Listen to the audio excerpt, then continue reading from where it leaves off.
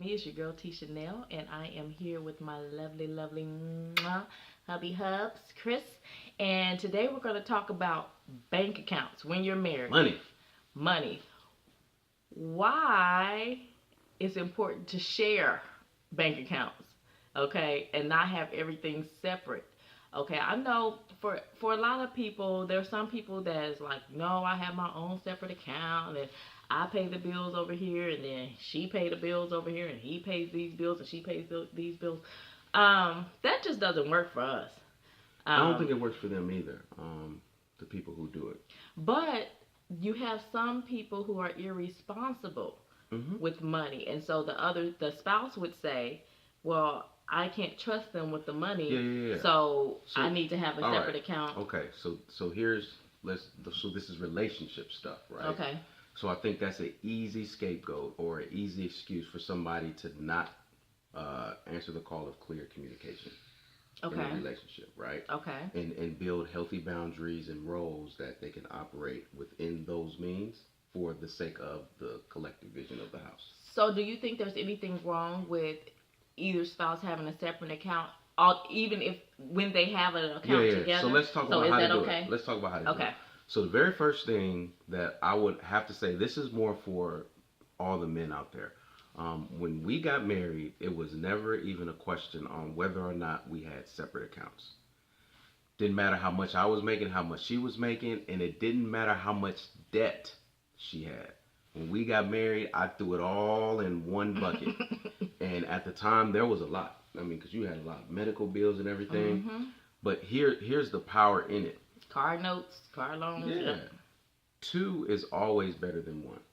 So when you combine your finances and you have 2 people working towards eliminating debt or savings or whatever it is, you're always going to be better off than 2 independent people working on 2 independent accounts, right?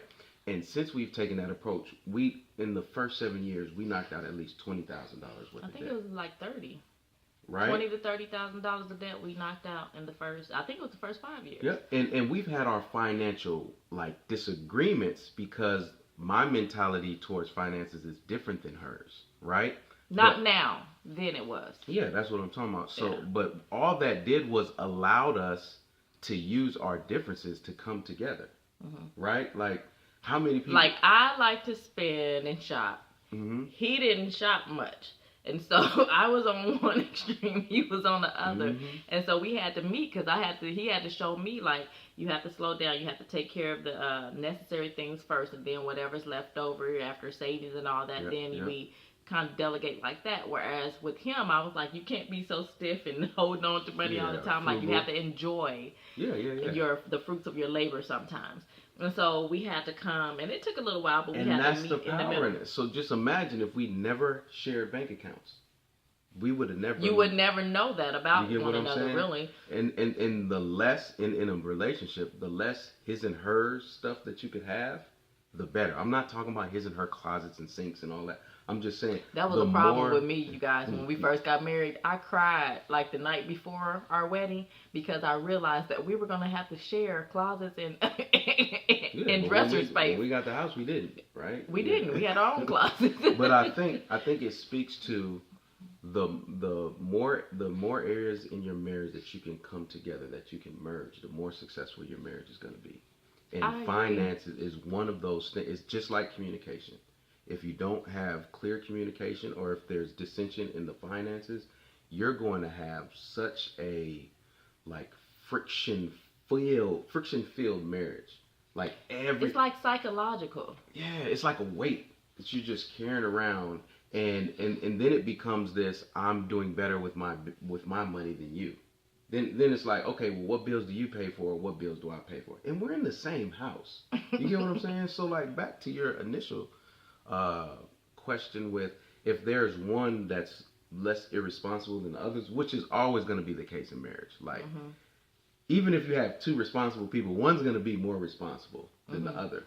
I think that's where it's important. So I'm the one who does all of our spreadsheets, all of our financial planning, everything. And what I used to do in the very beginning was I used to do it all and just pretty much tell her what I was doing. that worked in a sense, but then she really she never had an idea of when she could spend, when she couldn't, and that she would spend at times where we shouldn't be spending, and that would make me feel a certain way. But it wasn't her fault; it was my fault by not communicating to you clearly. Mm-hmm. So whoever the responsible one is, it's your responsibility, to take the leadership role in communicating exactly what you're doing. So now, instead of me creating this spreadsheet by myself, we created it together. Mm-hmm. You get what I'm saying? Mm-hmm. And we started talking about, and I guess I can't even say that without first prefacing that we got together and talked vision for where we wanted to go. So now that he's created the spreadsheets, like, I pretty much operate them. So I'm the one that tells him, like, we have this much money left over after we put into savings, after we've taking care of all our necessities. This is how much excess we have. Then we figure out what we're going to do with that. Yeah, so for men, or for the person who's more frugal, because sometimes it is women who are more frugal and it's men who just spend. So it's not a gender specific thing. It's just whoever's more savings oriented, it will help you rest at night. Because essentially what I've done is I took an hour or two and sat down and planned out, like, what we're spending, what we have left over. I pretty much created a way for her to operate freely and responsibly. And I'm the one that came up with the numbers of how much money we would need for food and for the necessities like toilet paper, things like that, because I do all the shopping, right? So I came up with that number. I put a little fluff number in there just for things that are unexpected. And I presented that to him when he was creating a spreadsheet. He put all that together. Yep. And so now, like, we operate so well. Yeah. So if you could envision it as one bucket, and all of the money goes into this bucket, right? Then I'm coming in and I'm taking the money out and I'm paying for bills.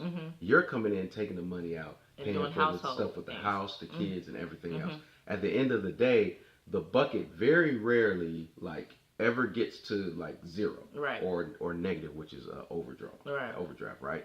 So what I'm saying is, we're synced, but we're operating what would appear as independently because we first came together and created a collective plan for us to be able to operate as individuals under the collective goal or the collective vision.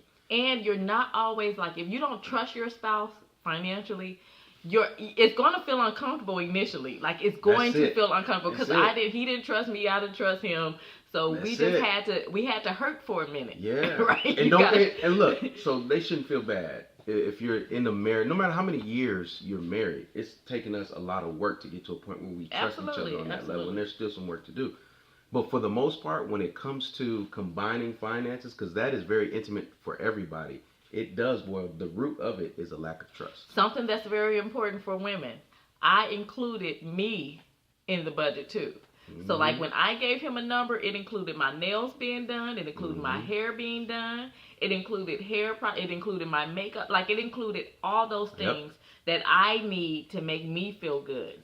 Okay. It's like, for people, if you own a business, the cost of operating your business expenses, just calculate that, the cost of having a woman.